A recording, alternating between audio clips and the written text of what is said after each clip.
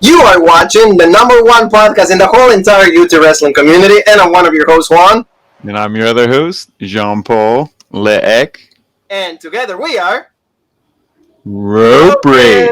How's every single one of you? You know, we want to say hi to the legend killer, Ryan Woodman. And Jean-Paul, we had, it's a little different, right? This Wednesday exactly. is, we're actually... I was even prepared. I was wearing the Kenny Omega shirt, but no, NXT.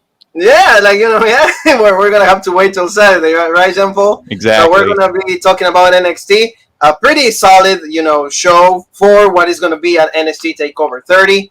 I think that, all the rivalries, got hyped up. The main event, a little crappy, the end result. We didn't like how it went down. I was rooting for Finn Balor, and so are you. So I think that, we're a little disappointed because, advanced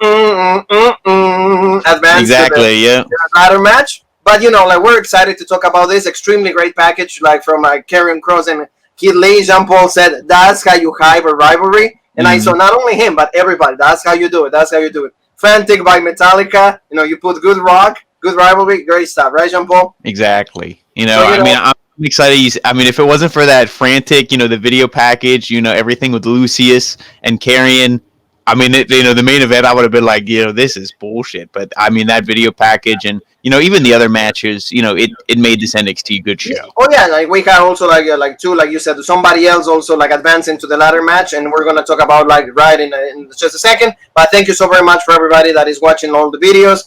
We have, Monday Night Raw with Jean-Paul, don't forget that, the go-home show for Summerslam. A lot of people, Jean-Paul, criticizing the Harvard kid, Shawn Michaels, because he doesn't sell. He's RKO pun, and, good. So he hit, the recovery, in the game. So a lot of people criticizing that. Emergence, thank you, family, for all the good reception that we had. Jean-Paul and I, we covered, Emergence Impact 9-1. Good stuff with, the Motor City Machine Guns and Against Going the North. So, we're really hyped up for what is going to be night number 2. But let's talk about NXT, Mr. Leek, and we're going to start with Rich Holland and Johnny Lucius Gargano. Boom!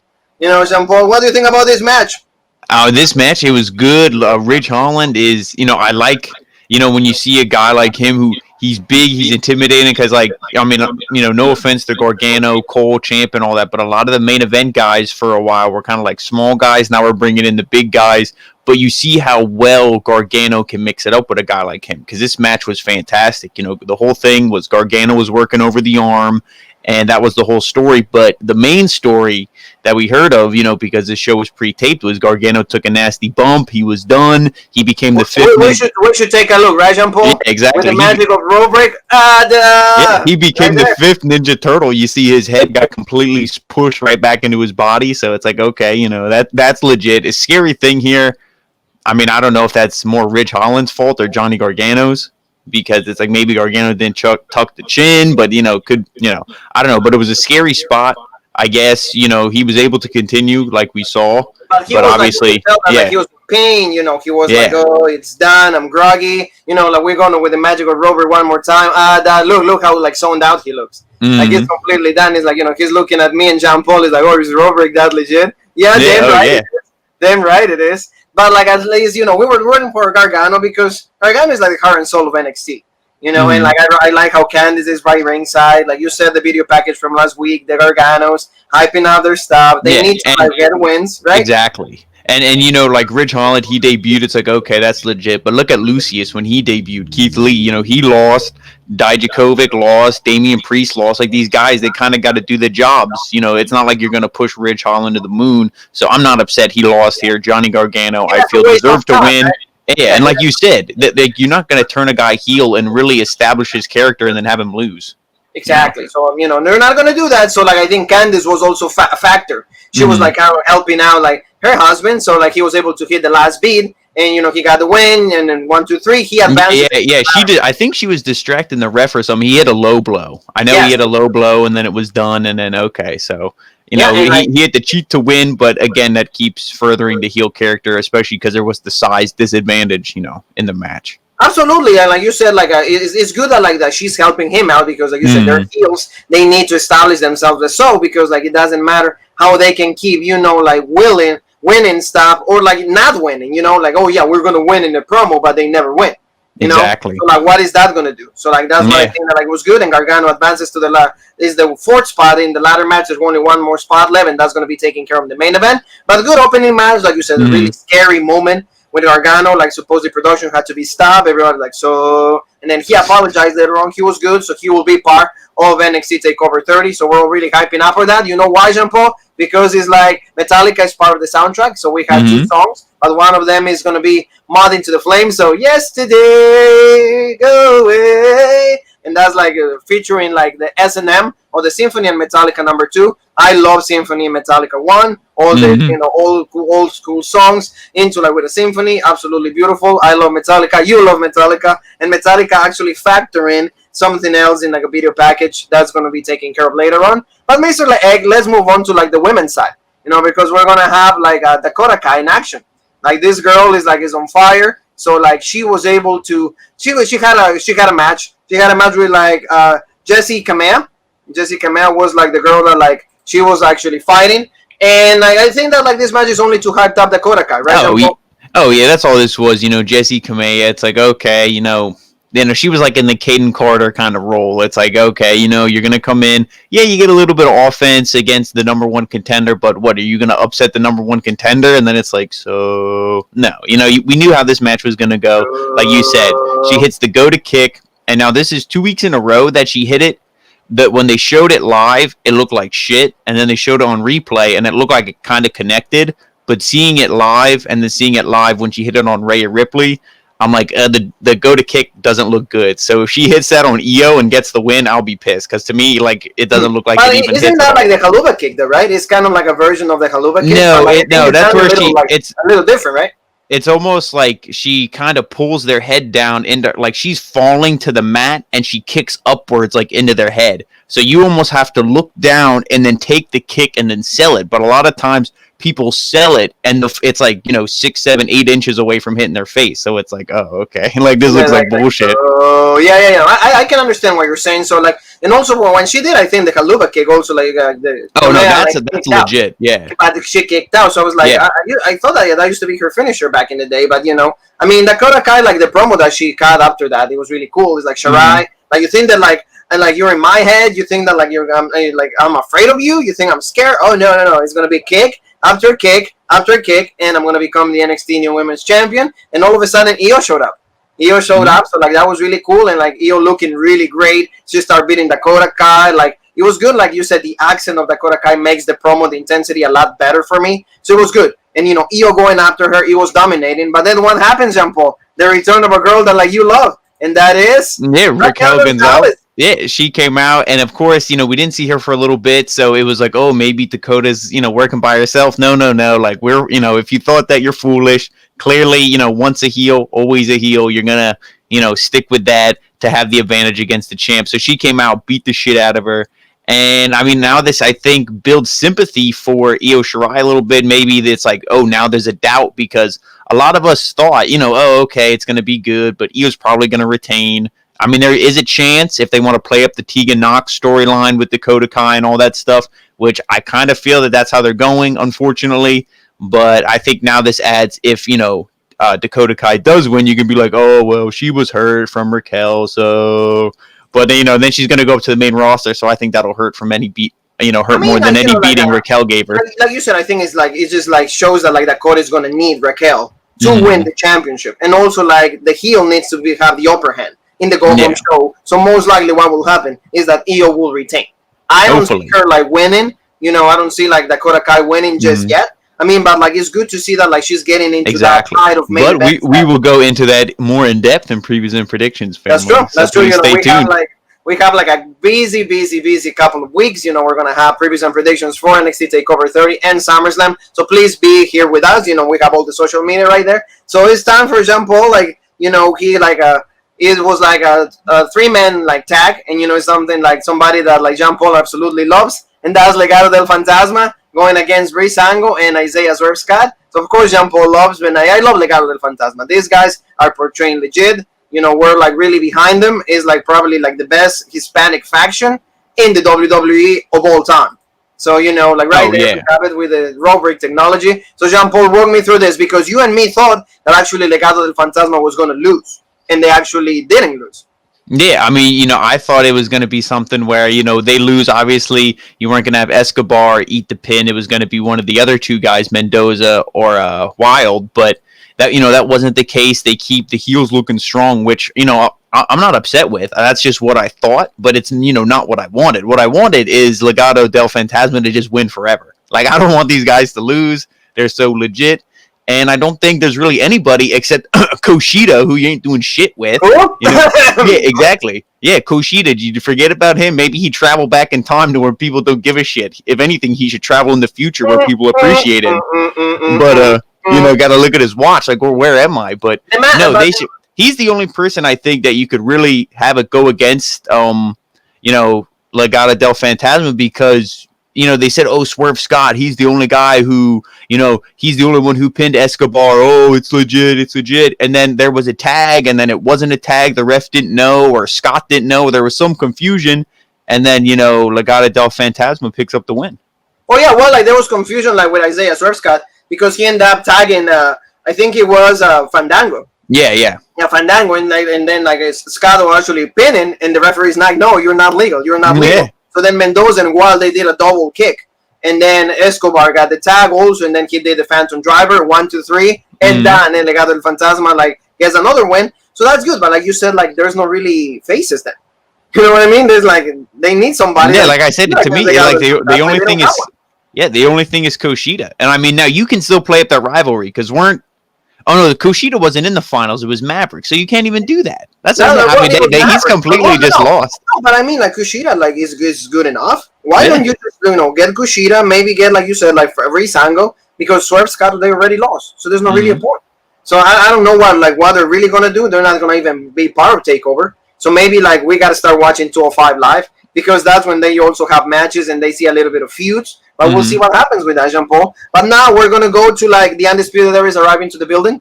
And also, like, Pat McAfee. They're going to have, of course, like, a stare down, a face-off. Adam Cole was actually on the bump. He was saying that he's pretty much going to beat him. He has 12 years of experience. He's from Lancaster, PA, so he's one of our guys. And, like, he said that, like, there's no way that, like, the longest NXT champion of all time is going to lose to Pat McAfee. So, we're going to see, like, a little bit of this. It was really cool. I really enjoyed it. Like, Pat McAfee, the promo that he cut, it was really good. What do you think about that, Jean Paul? Like, I really enjoyed the intensity from Pat McAfee. Oh, yeah. He could have legit, heel promo. You can't be like, oh, this guy. Like, he sounds a lot better than half the people do on the main roster. So what does that tell you?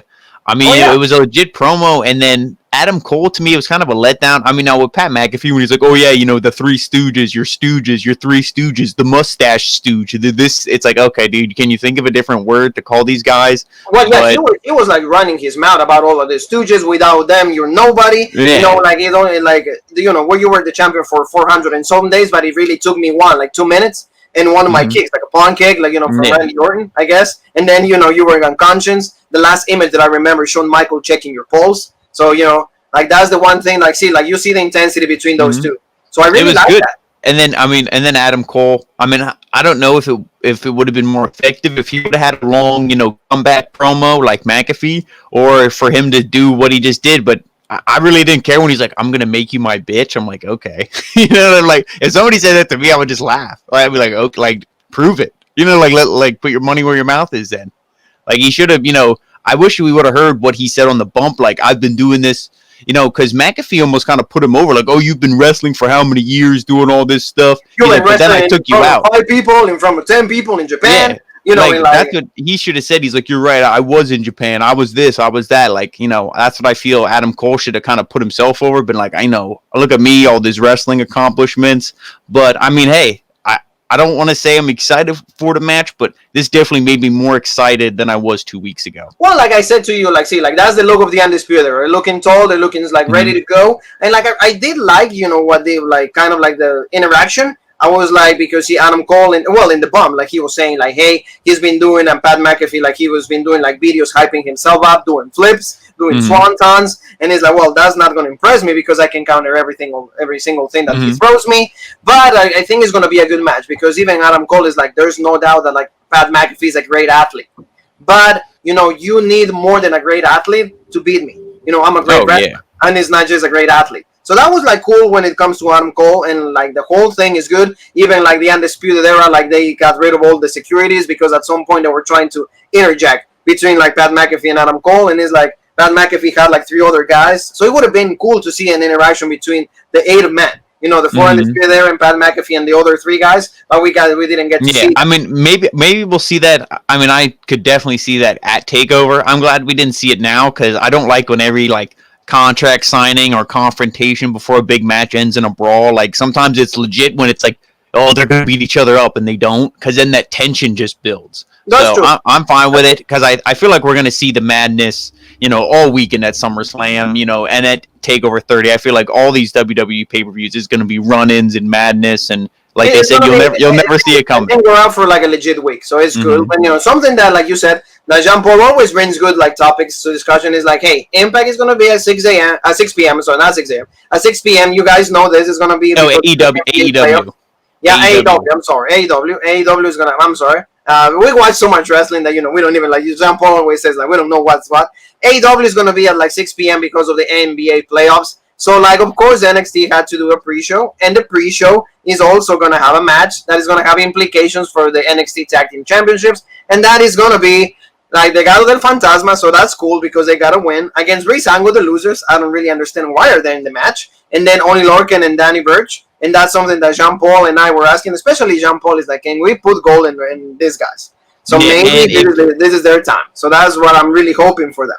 And this match to me will be legit. And I'm gonna just, you know, I say my pick here just to talk about it. I think, you know, Legado del Fantasma needs to win, because I mean, how legit would that be? Cruiserweight champ, and if they beat Imperium somehow, obviously, you know, Escobar could help them win, or they can cheat or whatever. But to have all 3 of those guys come out with gold, that would just look so legit. So that's what I hope they do.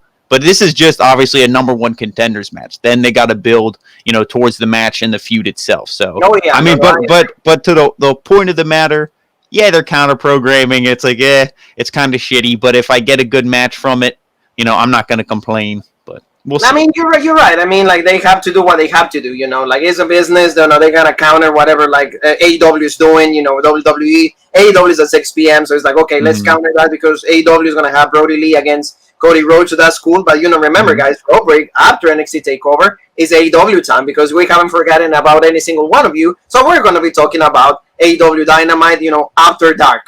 You know, it's going to be Road Break after that with Jean Paul and yours truly, Juan. So, you know, Jean Paul, let's go to like a women's tag team match, and that is going to be not Raquel Gonzalez. I keep botching names today. I'm sorry. Mercedes Martinez and our girl Aaliyah going against Shotzi Blackheart, a girl that likes to sell, you know, stuff and like that like comes out of your body, and then you sell it, but you know, it's whatever. And Rhea Ripley, and that's right there, Jean Paul. So they had a good match. I really like this. Like the Robert Stone brand keeps like solidifying. I like how it is going. I mean, this time, you know, they didn't win, but they look decent enough, you know, so I'm starting to believe in them. So it looked good. Oh, yeah. I mean, to me, it went a little long, and I was like, you know, okay, it's going on.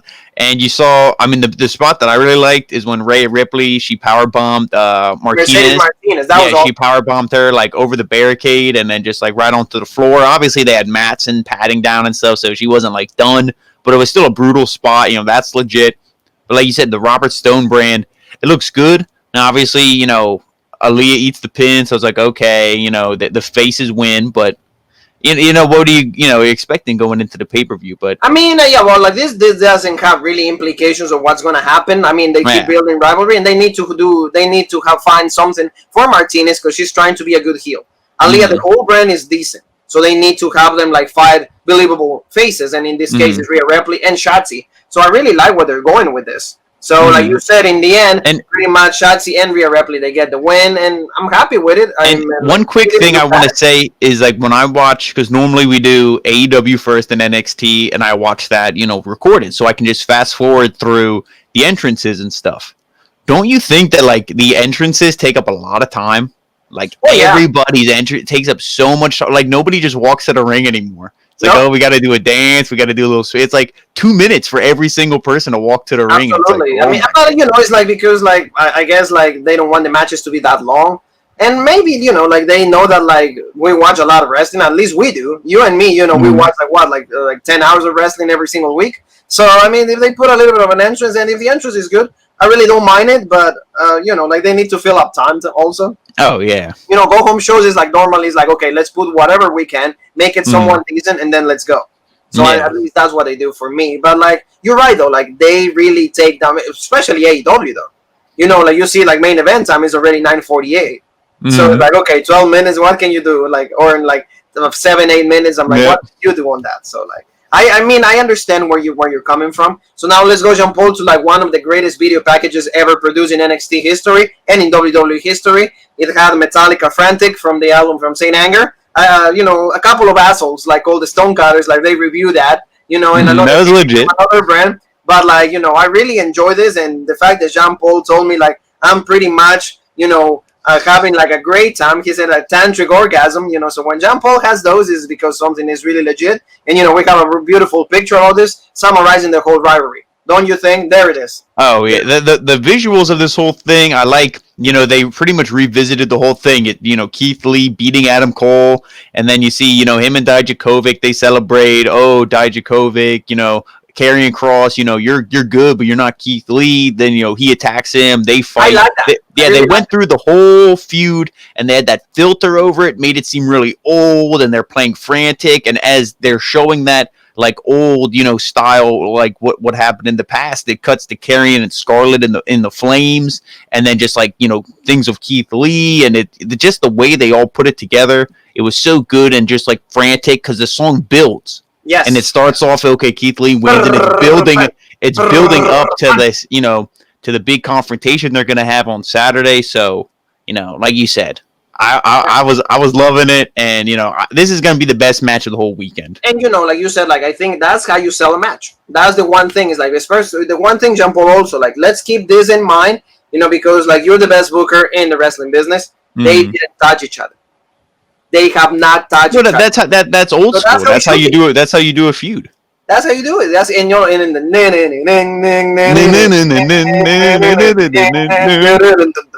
Oh, absolutely great. WWE, when you mix like a great rock song and like a great rivalry, this reminds me of like Ghost, Square Hammer, Shinsuke Nakamura going against Bobby Roode, Glorious. Yeah. Absolutely great. So that's like you said, how you sell a match. And this Lucius, Kid Lee going against Karrion Kross is absolutely, it's going to be like the match that steals the show. And I'm really hoping for Karrion. I already revealed that like for my previous predictions. I'll reveal again. Okay, this match, I love it because I want Lucius to win. But if Karrion wins, I won't be upset because he's legit too. So to me, it's like it's a win-win. It's a win-win situation, exactly. Good stuff like that, Jean Paul. Let's go to the main event. And the main event is for like to determine the last spot into the ladder match for the North American Championship, and that's a returning Velveteen Dream. A lot of backlash from that, Jean Paul. You and me touch upon that, like in one of the reviews that we've done. It's like a lot of people are not happy with the Velveteen Dream, but like pretty much AAA said that like they investigated the situation, nothing came out from that, so like they're happy with it. So like he's gonna be on TV. It doesn't matter what people think. Going against the guy, the Prince. He got a really nice promo even like during the show to feature this. And like he said like, oh, it's gonna be Finn over. I really like that. Like it was really cool. I really enjoyed that. But in the end, like the Velveteen Dream ends up getting the win. The match was like good when it was like solo match, a singles match. But then it had a lot of interference, a lot of outside like stuff. Oh so yeah, so you walk me through it, Mr. Yeah, Cameron Grimes came out. And I mean, again, in one quick thing, I say it every week, we get commercials during the picture in the main event. I'm like, really? But, Cameron Grimes came out and like he was causing a distraction. Then Johnny Gargano came out, pushed the ladder. And then I think that's when he took the bump into the ref. Yes. I believe. Yeah. Yes, and then he bumped the ref. Then the ref was done for like, 10 minutes. And like good back and forth, Velveteen Dream, despite what he didn't do, whatever. He's a good wrestler. So this match was legit. And like we said, Johnny Gargano cuts these promos about how he's going to win, and they're legit, the Johnny Gargano way, all this stuff. Okay, he wins. Okay, cool. Finn Balor says the same shit, and he loses. But Balor, when he loses, though, he never loses clean. It's never like a one-on-one match, boom, Balor gets pinned, and then so... He's always getting screwed. is always like, oh, he got attacked, you know, in the last big match he had, he got beat. It's like, oh, who was it? Was it the Velveteen Dream? Who beat him? Then they had this match, and then like we saw everybody come out, because then after Gargano, he was in the ring, he had the belt, he's like, oh, I'm the North American champ, because everyone was down. Or I'm going to be the North American champion. Yeah, then the thick boy comes out, you know, and then it's like, oh shit, okay. And then, that I love when he backs up and he backs right into Damian Priest, and then he reaches up and he touches his face. It reminded me like old like Looney Tunes or something, like Bugs Bunny and shit. Like he's like, oh, because it's like you said, like I didn't know like Damian Priest is that tall or Gargano is that short. You know, so it's I think Damian Priest is like at least 6'5", tapping at you, and I'm like, oh, Jean Paul is right behind me, so I, you know, you bullshit, and it's time to get my ass kicked. So I didn't like this. I mean, I know you have to hype it, you know, like all these guys. I know you have to make it legit. But I really didn't like the fact that it wasn't like a singles clean match. No, I think that's because they, like, if they push Balor, he has to win. You know what I'm saying? Like if it's a 1-on-1 and it's clean, Balor has to win. So it's like, oh, okay, the plan isn't for Balor for this match because he's probably isn't the guy who was going to win the belt to begin with. Neither is Velveteen Dream. I mean, God, I hope not. So it's like, let's not put him in here. You know, maybe their feud is going to be, you know, because the last guy we saw was Timothy Thatcher. He came out, you know, and he caused more destruction. He was helping out kind of like the Velveteen Dream because he was taking care of like Finn Balor, and then that allowed the Velveteen Dream to hit the Death Valley Driver, and then the Rainmaker, and then done. Yeah. And when he covered, I mean, obviously, you know, Velveteen Dream living up to his character. When he made that cover, I was like, oh, Balor's going to kick out. And then he made the 3 count, and I'm like, done. Like I said, like, we have it. Road Break has everything. Yeah. You know? Now look at this. Look at that crappy like cover. Like Jim Ross will be like absolutely disgusted. Yeah, that's what I'm like. Oh, Balor's gonna kick out, and then he didn't. Because I thought Balor was gonna kick out, and then I thought Dream was gonna go for some, and then I thought we were gonna see our boy who should have been the only one to come down here, Kushida. He screws Dream. Boom. 1916 stomp done. You know, Balor goes on to the ladder match, but we didn't. We got the Dream. But then, see, everybody was like, you know, beating each other down. Oh, I'm going to hold the belt. Then Bronson Reed holds it. Then, you know, it's like, it's just madness. It's, you know, WWE, they got to trickle down. It's like, like the old school way, you know, kind of like, you know, everybody kind of like delivering a finisher, and then pretty much like whoever, like, but I don't mind this though, because at least it wasn't like a Roman Reigns. Oh, let me, you know, big suicide dive onto like 30 guys and we all fall backwards. You know, and the one thing is like I wanna thank you for that. Is like the fact that we don't miss Roman Reigns. That tells you that the guy doesn't matter how good he is for so many people. The guy is not needed. You know, Roman go like. Imagine if you add SmackDown has been legit for 2 weeks. Like I would say even 3 weeks they've been pretty good. If you add him to it, dude, that's like adding spoiled milk to a fucking fresh bag of cereal. Like, you just will kill the whole thing. Yeah, he's going to kill it, everything. But, like, Jean Paul, this pretty much wraps it up for NXT. It was a good go-home show for what is going to be NXT TakeOver 30. Like I said, Road Break is going to be covering previews and predictions, 5:30 p.m. with Jean Paul and myself and the Legend Killer Whitman. We're going to be talking about all previews and predictions. Show is on. We're going to be watching the show. When it's over, we're going to come back to talk about every single thing that happens. So, you know, be with us this weekend, big weekend in wrestling. So we're all excited. Jean Paul, where they can find us in the social media world? Well, family, you can, you know, listen to me. You can look right below. Hopefully, while you're listening to our beautiful voices, you follow the social media. If you haven't, but I will read them for you right now. It's Facebook on Rope Break or the original Rope Break, at Twitter, the OG Rope Break, and Instagram, the original Rope Break, and right here on YouTube, for the best podcast in the YouTube wrestling community, the original Rope Break. Thank you. Click subscribe, click that bell, because like Juan said, we have a shit ton of content coming this weekend. You're not going to want to miss any of it. Exactly. We have like 3 weeks of a lot of content, because you think that it ends on SummerSlam, it never ends, because we're going to have payback content and then All Out. So AEW also, like, not Impact, but also Impact with Emergence Night too. So, you know, Road Break, Jean Paul, myself, the Legend Killer, we're going to be busy. So, family, thank you so very much. Comment, let us know what you guys think about the show. A lot of we had, like, one guy, like, hates to watch NXT. I send you that picture. So, you know, it is what it is. We love wrestling. We don't like to, like, discriminate anybody. So, you and me have one more thing that is left to say. And that is...